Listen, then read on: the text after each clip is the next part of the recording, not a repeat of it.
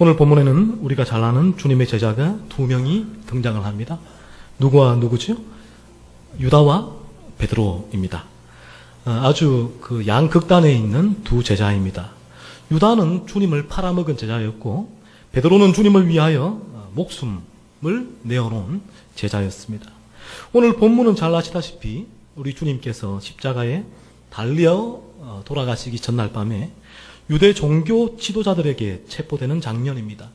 이 장면에서 두 제자의 모습은 상이하게 상반되게 드러나고 있지요.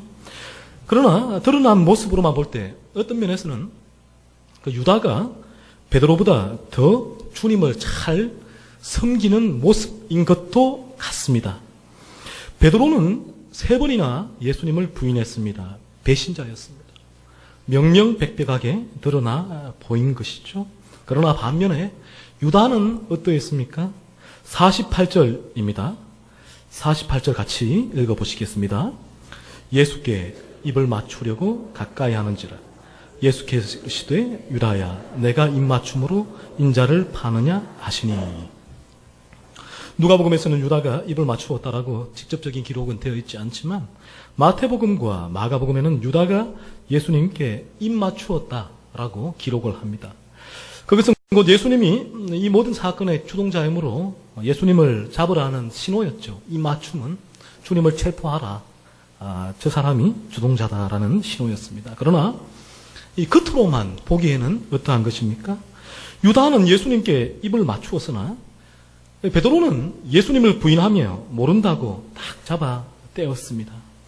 우리는 이미 유다와 베드로 이 스토리의 결말을 알고 있는데요. 이 결말을 모른다라고 생각하고 단지 겉으로 드러나는 이 장면만을 통하여 볼 때 그렇다면 누가 더 주님을 사랑하고 믿음이 좋은 것처럼 보이는가 하는 것입니다. 유다입니까? 베드로입니까? 유다예요. 유다.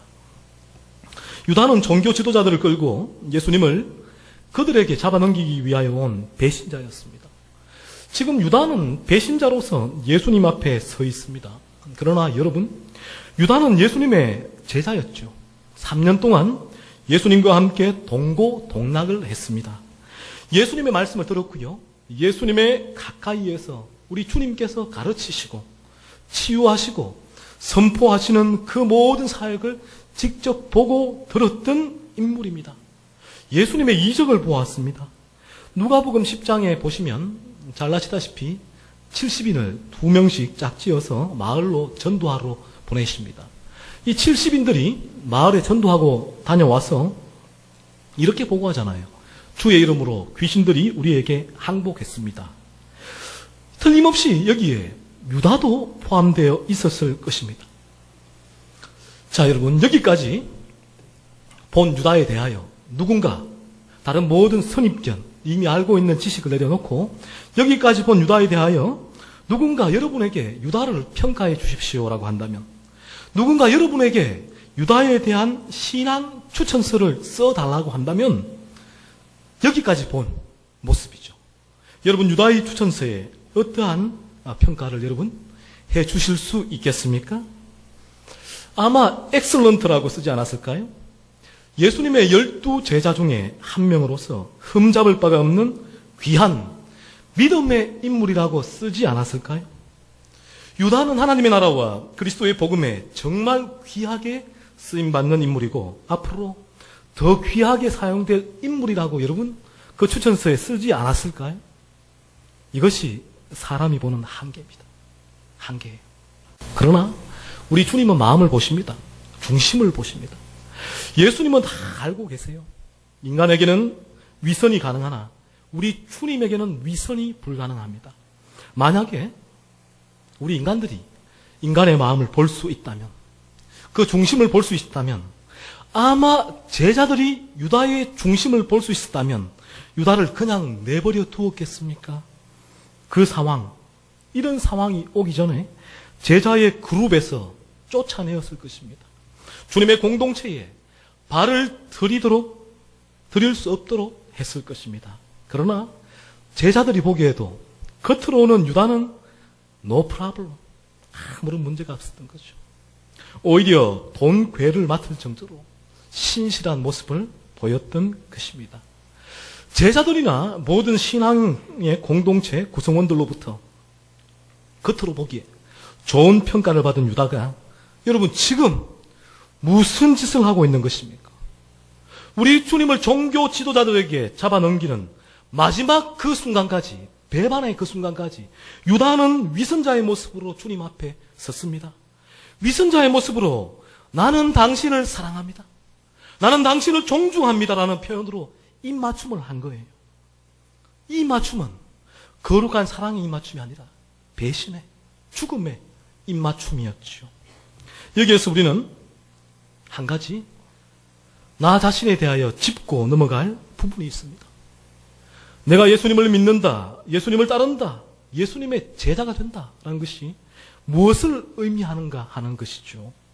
유다의 예를 통하여 볼 때에 예수님과 거리적으로 가까이 있다고 하는 것과 참된 믿음과는 별 상관이 없다는 사실을 깨닫게 됩니다. 유다는 예수님의 12제자 중에 한 명이었고요.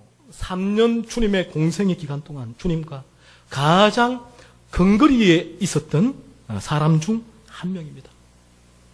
저와 여러분은 어떠한지요? 이 유다에 비했을 때요. 나는 감히 예수님의 12제자 중에 한 명에 속하는 믿음을 소유했다고 이 시간 떳떳하게 말할 수가 있으시겠습니까? 예수님의 12제자에 속한 유다도 참된 믿음을 소유하지 않았고 사실은 주님과 아무런 영적인 관계를 맺지 못했는데 하물며 나는 어떠한가 하는 것입니다. 나는 아무런 문제가 없다. 나는 정상이다. 이런 부분에서 나는 점검받아야 할 이유가 전혀 없다라고 자신 있게 말하실 수 있는지요? 유다를 볼 때에 나를 점검해 보아야 한다는 생각이 들지 않으십니까? 저는 여러분에게 이 시간 묻고 싶습니다. 이 자리에 나오신 여러분들께서 무엇으로 내가 참된 믿음을 소유했다라고 점검하고 계시는지를 저는 묻고 싶습니다. 무엇이 기준입니까? 단순히 표면상으로 내가 예수님의 제자 중에 한 명이고 예수님의 이적을 근거리에서 지켜봤고 복음 전하는 사역에 열심히 동참했다는 것이 나의 믿음이 참된 믿음을 입증해주는 표지가 아니죠. 이 표지가 옳다면 유다는 참된 믿음을 소유한 사람이었을 것입니다. 이 시간 우리는 단지 내가 모태신앙이라는 이유로 또 교회에 나온 연수가 오래되었다는 이유로 또 교회에서 맡고 있는 직분과 하고 있는 사역을 이유로 내가 참된 믿음을 소유했다라는 확신을 내려놓아야 합니다. 그리고 정직하게 말씀의 기준, 그 모든 것을 내려놓고 말씀의 기준으로 나를 돌아보고 점검하셔야 합니다. 미가 선지자가 이스라엘 백성들에게 목 놓아 외친 말씀을 들어보십시오. 미가서 6장 6절 7절입니다. 내가 무엇을 가지고 여호와 앞에 나아가며 높으신 하나님께 경배할까? 내가 번제물로 1년 된 송아지를 가지고 그 앞에 나아갈까? 여호와께서 천천의 숫양이나 만만의 강물 같은 기름을 기뻐하실까? 내 허물을 위하여 내 맏아들을 내 영혼의 죄로 말미암아 내 몸의 열매를 드릴까? 여호와께서 천천의 숫양이나 만만의 강물 같은 기름을 기뻐하실까? 말씀하셨습니다. 여러분, 천천의 숫양, 만만의 강물 같은 기름이 무엇입니까? 당시 유대 종교 제사에서는 제사를 바치는 자의 대단한 헌신된 모습입니다. 제사를 드리는 자의 열정과 헌신을 볼 수 있는 기준이에요. 천천의 숫양, 만만의 강물이라고 했을 때 사람들이 볼 때 이렇게 얘기를 합니다. 와, 대단하다. 저 사람 하나님의 위대한 사람이군 이라고 하였는데 하나님께서는 뭐라고 하세요? 나는 그의 제사를 기뻐하지 않아 말씀하셨습니다. 참된 신앙은 외적인 것이 아니라 철저하게 내적인 것임을 알 수가 있는 것입니다. 우리의 행위가 아니라 마음에 관계된 부분임을 알 수가 있습니다. 우리 주님께서도 마태복음 7장 21절로 23절에서 이렇게 말씀하셨습니다. 나더러 주여 주여 하는 자마다 다 천국에 들어갈 것이 아니요 다만 하늘에 계신 내 아버지의 뜻대로 행하는 자라여 들어가리라. 그날에 많은 사람이 나더러 이르되 주여 주여 우리가 주의 이름으로 선지자 노릇하며 주의 이름으로 귀신을 쫓아내며 주의 이름으로 많은 권능을 행하지 아니하였나이까 하리니 그때 내가 그들에게 밝히 말하되 내가 너희를 도무지 알지 못하니 불법을 행하는 자들아 내게서 떠나가라 하리라. 주여 주여 하는 자들, 주의 이름으로 선지자 노릇하며 주의 이름으로 귀신을 쫓아내는 자들, 주의 이름으로 많은 권능을 행하는 자들을 사람들이 볼 때는 뭐라고 할까요? 와, 대단하다, 위대한 주의 종이다 라고 아마 외쳤을 거예요. 그러나 우리 주님께서는 불법을 행하는 자들, 나는 너를 몰라, 내게서 떠나가라 라고 냉정하고 단호하게 말씀하셨습니다. 미가 선지자의 외침과 똑같은 말씀이 아닙니까? 단순히 참된 신앙을 외적인 종교 행위와 일치시키며 그것을 자신의 올바른 믿음이라고 합리화하려는 사람에 대한 경고이고 꾸지람입니다. 참된 신앙의 수준을 격하시키는 성경의 말씀에 위배되는 기준을 제시하는 자들에 대한 경고의 말씀이잖아요. 참된 신앙은 외적인 것이 아니라 철저하게 내적인 것입니다. 참된 신앙은 거듭난 자의 마음으로부터 우러나오는 것입니다. 거듭나지는 않았지만 행위로 자신의 믿음을 인정받고 합리화시키는 것이 얼마나 어불성설이고 위험한지를 잘 보여주는 말씀이 미가와 마태복음서의 이 말씀입니다. 물론 거듭난 자들은 마음으로부터 우러나오는 믿음의 행함을 하게 되어져 있습니다. 행함이 있어요.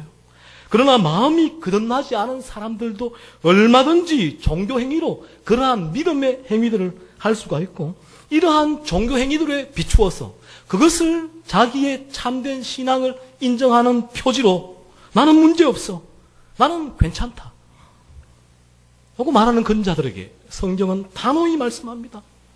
우리 주님은 말씀하세요. 나는 너를 기뻐하지 않아. 나는 너를 몰라. 너는 나와 아무런 믿음의 관계가 없는 사람이야 라고 말씀을 합니다. 참된 믿음의 지표를 살펴보려고 하는데 54절 이하에 나오는 베드로를 통하여 우리는 참된 믿음의 요소 중에 한 부분을 그러면 발견할 수가 있게 됩니다. 53절까지는 누구의 배반에 관한 기록인가 하면 유다의 배반이었습니다. 그리고 54절 이하는 누구의 배반에 관한 기록입니까? 베드로의 배반에 관한 기록입니다. 유다는 예수님을 팔아넘긴 배반자였고, 베드로는 예수님이 잡히셨을 때 주님을 모른다고 딱 잡아댄 배반자였습니다. 똑같은 배반자예요.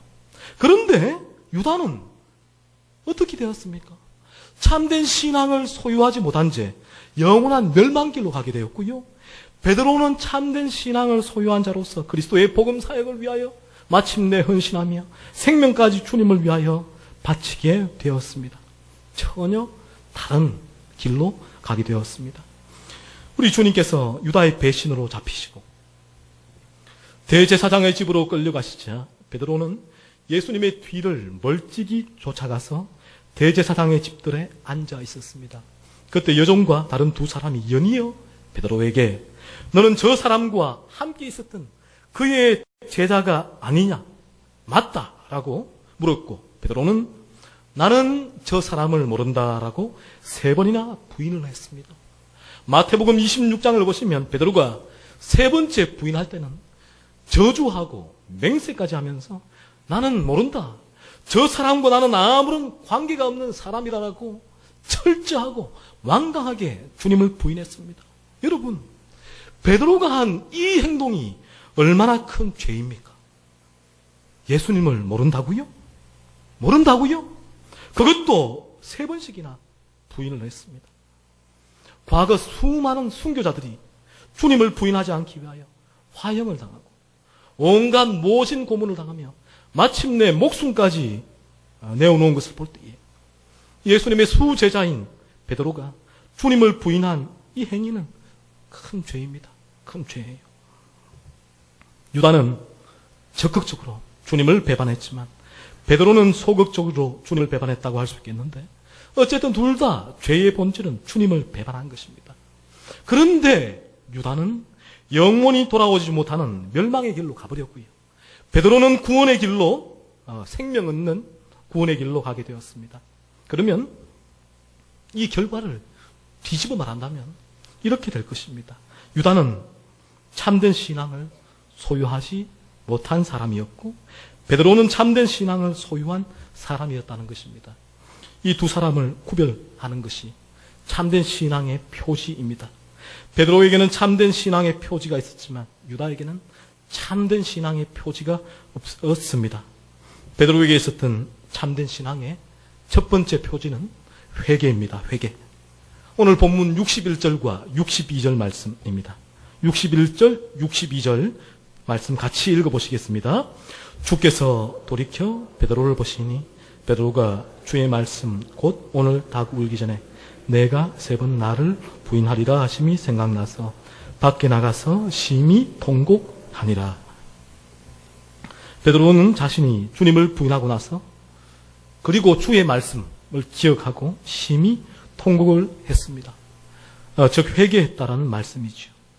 참된 믿음을 소유한 구원받은 성도는 말씀을 통하여 찔림을 받고 회개를 합니다.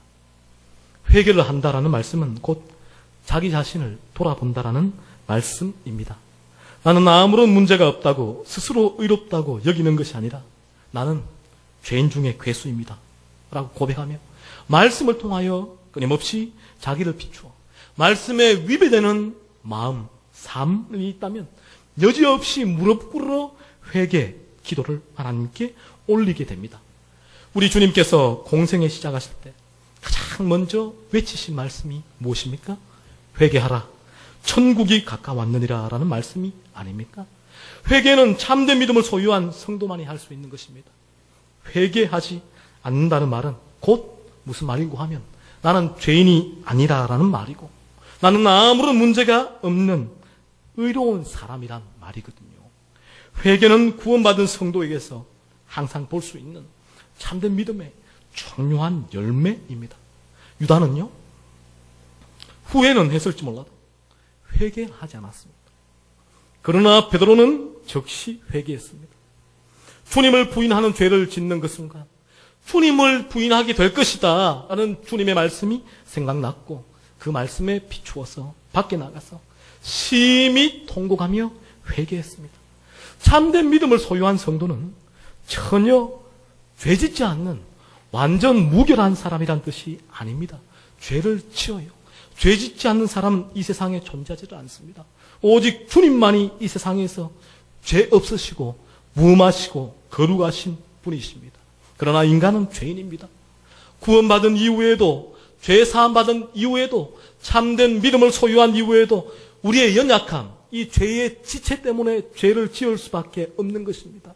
그러나 죄를 지은 이후에 회개함이 그에게 있느냐 없느냐 하는 것이 중요해요. 다윗을 보십시오. 다윗은 우리아의 아내 밧세바를 범하고 어떻게 했나요? 나단 선지자가 와서 주의 말씀으로 다윗을 책망했을 때 그 말씀 앞에서 침상이 눈물에 뜨도록 회개했습니다. 회개는 죄인인 인간이 거룩하신 하나님 앞에 설 때에 반드시 동반되는 요소입니다. 말로만 하는 회개가 아니라 마음이 동반된 회개입니다. 조금만 죄를 지어도 말씀에 비추어서 죄라고 한다면 회개하는 것입니다. 누구라도 회개함으로 주님 앞에 나오면 우리 주님은 그를 용서해 주세요. 그를 품에 품어 주십니다. 사람은 잘못하고 용서를 구해도 마음에 담아두고 복수하는 경우가 많지만 우리 주님은 주님의 자녀가 회개하면 그 앞에 나올 때 절대로 그 회개를 물리치지 않으십니다. 그 회개를 받아주시고 회개하는 자녀를 오히려 끌어안아 주시고 그 눈에 통곡의 눈물을 우리 주님 닦아주십니다. 주님께서 자신을 3번이나 부인한 베드로가 회개할 때에 다시 끌어안아 주신 것을 보십시오. 우리가 마땅히 구원받은 백성이라면 매일 매순간 회개가 우리 가운데 있어야 할 것입니다. 내가 이런 죄를 범했는데 우리 주님께서도 나를 싫어하실 거야. 나를 다시 받아주지 않으실 것이야 라고 지레 짐작하고 주님 앞으로 나아가는 것을 두려워하거나 소홀히 하지 마십시오. 언제라도 어느 순간이라도 나를 사랑하시고 나의 연약함을 아시고 내가 회개할 때 용서해 주시고 안아주시고 받아주시는 좋으신 주님께 나아가십시오. 이 주님이 저와 여러분을 위하여 대속의 십자가 지시고 자신의 생명까지 내어주신 예수님이십니다. 오늘 본문에서 발견하게 되는 참된 신앙의 두 번째 표지는 주님을 향한 사랑입니다. 베드로는 예수님을 부인하고 나서 예수님과 눈이 마주치자 예수님이 하신 말씀이 기억이 나서 나가서 심히 통곡하며 회개했습니다. 성경이 말씀하는 회개는 예수님의 말씀에 위배된 말씀과 뜻에 위배된 생각, 정신, 그 삶에 대하여 뉘우치고 용서를 구하는 것을 의미합니다. 세상에서도 회개란 단어가 있어요. 그러나 세상에서의 회개는 법과 양심과 그리고 피해자의 입장에서 자기의 잘못을 반성하는 겁니다. 그래서 회개의 의미로 반성문을 쓰거나 양심의 가책을 받거나 벌금형을 받거나 또 합당한 형벌을 받게 됩니다. 그러나 성경의 회개는 우리 주님과 분리해서 나올 수가 없습니다. 예수님의 말씀, 예수님의 뜻, 예수님의 바람에 어긋나는 모든 것이 죄이고 그 죄에 대하여 우리는 가슴 아파하며 회개하는 것입니다. 베드로의 회개도 예수님을 배반한 것에 대한 회개였습니다. 즉 이 말은 뒤집어 놓고 생각해 보면 이 회개는 주님을 향한 사랑이 전제되어 있다는 것입니다. 주님을 향한 사랑이 없다면 회개할 수가 없습니다. 주님을 향한 사랑이 없는 회개는 넌 크리스찬의 회개와 별반 다를 바 없는 형식적인 회개입니다. 바리새적인 회개지요. 베드로도 마찬가지였습니다. 베드로는 지금 잠깐 주님을 부인했지만 그러나 그의 마음에는 주님을 향한 사랑이 있었습니다. 그의 죄를 사하여 주실 그리스도, 메시아, 하나님의 아들이신 주님을 사랑하는 마음이 그 마음 근저에 놓여져 있었습니다. 주님을 향한 사랑이 그 마음에 존재하고 있었고 주님의 시선과 주님의 말씀이 베드로의 마음에 존재하는 주님을 향한 사랑의 그 심지에 불을 붙인 거예요. 그 화약고에 불을 붙인 것입니다. 그 사랑이 베드로를 회개하게 하였습니다. 그래서 부활하신 우리 주님께서 베드로에게 가장 먼저 물으신 물음이 이것입니다. 베드로야, 네가 나를 위하여 죽을 수 있니? 네가 어떤 결심을 나에게 할 수 있니? 네가 더 이상 나를 배반하지 않는다고 서약할 수 있니? 이것이 아니잖아요. 이런 베드로의 행위를 촉구하는 물음이 아니라 단 한 가지 물음이었습니다. 무엇입니까? 네가 나를 사랑하느냐? 여전히 나를 사랑하고 있느냐? 그 사랑을 확인을 한 것입니다. 그 사랑이 베드로를 회개하게 하였습니다. 잠깐 실수하고 범죄했으나 그 사랑이 베드로를 다시금 주님 앞에 서게 만들었습니다. 우리는 어떠한가요? 주님을 향한 이 사랑이 저와 여러분의 마음에 놓여져 있는지요? 이 사랑이 없다면 우리의 신앙은 죽은 신앙이고 이 사랑이 없다면 우리의 신앙은 종교 행위이고 이 사랑이 없다면 우리는 바리새적 모습을 띌 수밖에 없을 거예요. 위에서 살펴본 바와 같이 회개는 주님을 향한 사랑에서 우러나오게 됩니다. 주님을 사랑하지 않는 사람은 회개할 수가 없습니다. 왜냐고요? 회개는 십자가에서 이루어진 우리의 죄사함과 불과 분리의 관계에 있기 때문에 그러합니다. 주님께서 저와 여러분의 죄를 사해 주시기 위하여 십자가에서 생명을 내어주셨습니다. 무엇 때문에요? 우리의 죄 때문입니다. 우리가 십자가 앞으로 나오게 되는 가장 근본적이고 유일한 한 가지 이유가 무엇인가 하면 죄 때문입니다. 복받기 위해서가 아니고 성공하기 위해서도 아니고 그럴싸한 이 시대의 종교를 하나 가지기 위해서도 아니고 예수 믿는 가정에 태어났기 때문도 아닙니다. 십자가 앞으로 나아가야 되는 유일하고 근본적인 이유는 바로 나의 죄 때문입니다. 나의 죄를 해결받기 위하여 십자가 앞으로 나아가는 것입니다. 그래서 여기에서 회개라는 요소가 나오는 것이죠.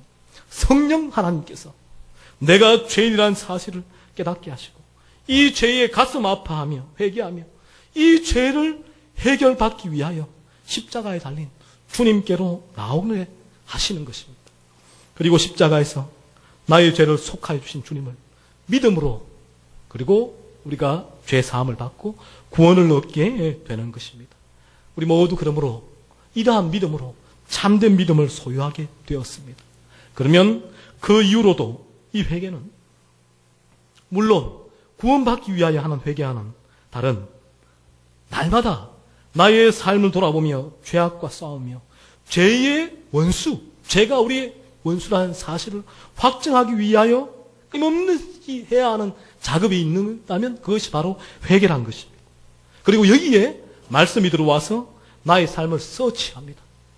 깜깜한 곳에서 잃어버린 동전을 찾을 때 랜턴을 켜는 것처럼 말씀이 빛이 되어서 내 마음을 비추어 나를 서치하며 내 안에 있는 죄를 찾아내고 그리고 그 죄에 가지고 회개하게 하십니다. 자, 그러면 이렇게 되는 것이죠. 주님께서 십자가에서 주님이 나의 죄를 십자가에서 사하여 주신 주님으로 믿게 되면 그 주님을 우리가 사랑하게 됩니다. 주님을 향한 사랑이 그 마음의 베이스에 근저에 오게 됩니다. 그래서 바울은 고린도전서 16장 22절에서 이렇게 말씀하잖아요. 만일 누구든지 주님을 사랑하지 아니하면 무엇을 받는다고요? 저주를 받을지어다라고 분명하게 말씀하였습니다. 다른 말로 하면 주님을 사랑하지 않으면 저주받은 자라 영원한 멸망길로 가야 하는 사람이란 말이 아니겠습니까? 주님이 십자가에서 추악한 나의 죄를 사하여 주시기 위하여 생명 내어주심을 내가 알고 믿는다면 어떻게 그 주님을 사랑하지 않을 수가 있겠습니까? 따라서 주님을 사랑함이 참된 신앙의 중요한 요소입니다. 향유 한 옥합을 부은 여인을 비난하는 바리새인 시몬에게 주님께서는 누가복음 7장 47절에서 이러므로 내가 네게 말하노니 그의 많은 죄가 사하여졌도다. 이는 그의 사랑함이 많음이라. 사함을 받은 일이 적은 자는 적게 사랑하느니라. 죄 사함을 주신 주님을 믿었기에 그 주님을 사랑하였다라고 말씀하였습니다. 그러면 주님을 향한 사랑이 내 마음에 활활 불타오르도록 하기 위하여 우리가 무엇을 해야 합니까? 우리도 해야 할 일이 있죠. 무엇을 해야 합니까? 먼저 주님의 십자가 앞으로 나아오셔야 합니다. 그리고 그 주님의 십자가를 묵상하셔야 합니다. 주님의 십자가를 떠나시면 안 됩니다. 교회는 주님의 십자가를 붙드는 곳이에요. 성도는 주님의 십자가를 붙드는 사람입니다. 주님의 십자가에 생명이 있고 십자가의 능력이 있고 주님의 십자가를 꼭 붙들면 주님을 향한 사랑이 내 마음에 넘치게 되는 줄로 믿으시기 바랍니다. 무더운 날에 집에 선풍기를 틀었는데 선풍기가 돌아가지를 않아요. 아무리 선풍기를 만져보고 흔들어봐도 이 돌아가지를 않아요. 작동하지 않아요. 선풍기 날개를 손으로 아무리 돌려봐도 시원하지 않잖아요. 이 선풍기 기계에는 이상이 없습니다. 어디에 문제가 있었냐 하면 전기가 안 들어와요. 플러그가 안 꽂혀 있는 거예요. 저희는 잘 압니다. 선풍기 날개가 돌아가야 시원해진다는 거. 3단 강풍을 눌러야지 더 시원해진다는 거 잘 알아요. 그런데 플러그가 빠져 있어요. 이걸 몰라요. 그러니 전기가 안 꽂혀 있는데 선풍기를 작동시키려고 애를 쓰면 쓸수록 어떤 일이 생깁니까? 더욱더 더워지고 힘이 빠져요. 힘이. 악순환이 반복되는 것입니다. 반복되는 거예요. 바리새인의 모습이잖아요. 내가 주님의 십자가에 영적인 플러그를 꽂아서 주님의 사랑을 공급하지 않는다면 이 플러그를 꽂지 않은 선풍기와 똑같이 됩니다. 점점 더 냉랭해지고 무감각해지고 신앙의 역동성이 사라지고 종교적인 행위에 안주하고 종교적인 행위로 나의 참된 신앙을 합리화시키려는 기준으로 삼으려는 바리새적인 모습으로 변해가게 되는 것이에요. 이 시간 설교를 마무리하면서 다시 한번 말씀드립니다. 날마다 주님의 십자가 앞으로 나아오시기 바랍니다. 주님의 십자가에 여러분의 영적 플러그를 꽂으시기 바랍니다. 그러면 주님을 향한 사랑이 여러분의 마음에 넘쳐나게 되고 거기서 참된 신앙이 출발하게 되는 것입니다. 참된 회개가 나오게 되는 것입니다. 아무쪼록 참된 신앙의 표징, 주님을 향한 회개와 사랑을 가지고 주님을 위한 참된 신앙의 삶을 살아가는 저와 여러분들 다 되실 수 있으시기를 주님의 이름으로 축원합니다.